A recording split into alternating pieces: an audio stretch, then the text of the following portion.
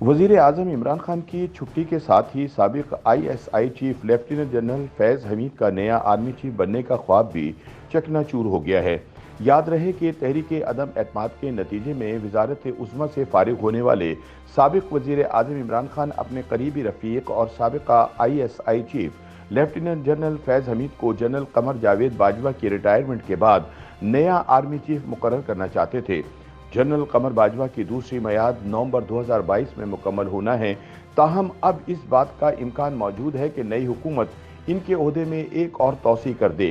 اس سے قبل عمران خان نے اگست 2019 میں جنرل قمر جاوید باجوہ کی ریٹائرمنٹ سے صرف 3 ماہ قبل ہی ان کی مدت میں 3 سال کی توسیع کر دی تھی۔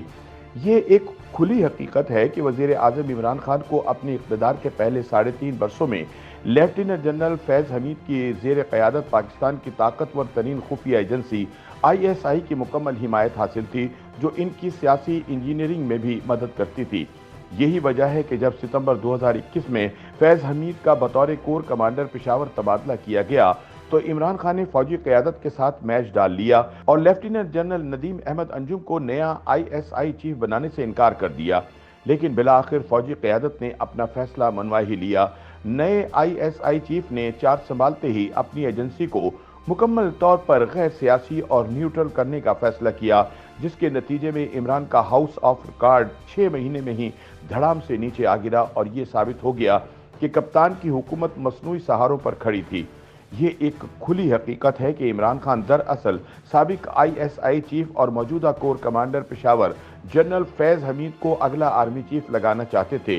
آرمی رولز کے مطابق تکنیکی طور پر فیض حمید نے نومبر میں آرمی چیف کے اہم ترین عہدے کے لیے اہل ہونا ہے، جب بطور کور کمانڈر وہ اپنی سروس کا 1 سال پورا کریں گے، لیکن اب جنرل فیض حمید کے آرمی چیف بننے کے امکانات ختم ہو گئے ہیں۔ بنیادی وجہ یہ ہے کہ فیض حمید پر 2018 کے الیکشن انجینئر کرنے کا الزام تھا،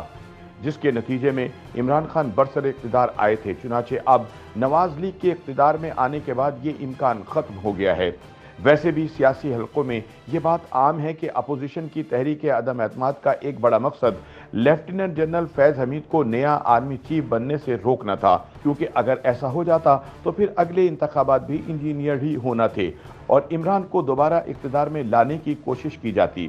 اپوزیشن حلقوں کی طرف سے الزام عائد کیا جاتا ہے کہ وزیر اعظم کے خلاف تحریک عدم اعتماد دائر ہونے کے بعد سے پشاور کے کور کمانڈر عمران خان حکومت بچانے کے لیے بھرپور زور لگا رہے تھے اور اراکین قومی اسمبلی اور اتحادی جماعتوں کو وزیر اعظم کے خلاف ووٹ نہ دینے کے لیے دباؤ ڈال رہے تھے۔ لہٰذا اب دیکھنا یہ ہے کہ نئے وزیر اعظم جنرل قمر باجوہ کو ایک اور توسیع دیتے ہیں یا سینئر موسٹ جرنیل کو نیا آرمی چیف بنائیں گے، لیکن ایک بات طے ہے کہ اب فیض حمید کے آرمی چیف بننے کا کوئی امکان باقی نہیں رہا۔ YouTube پر گوگلی نیوز دیکھنے کے لیے youtube.com کی سرچ بار میں googly news T V type کریں۔ گوگلی نیوز کے پیج پر سرخ رنگ کے سبسکرپشن والے بٹن پر کلک کرنا نہ بھولیے۔ YouTube پیج پر اپلوڈ ہونے والی ویڈیوز سے باخبر رہنے کے لیے بیل آئیکن پر کلک کیجیے۔ آپ کو ہر نئی ویڈیو کے بارے میں نوٹیفیکیشن موصول ہو جائے گا۔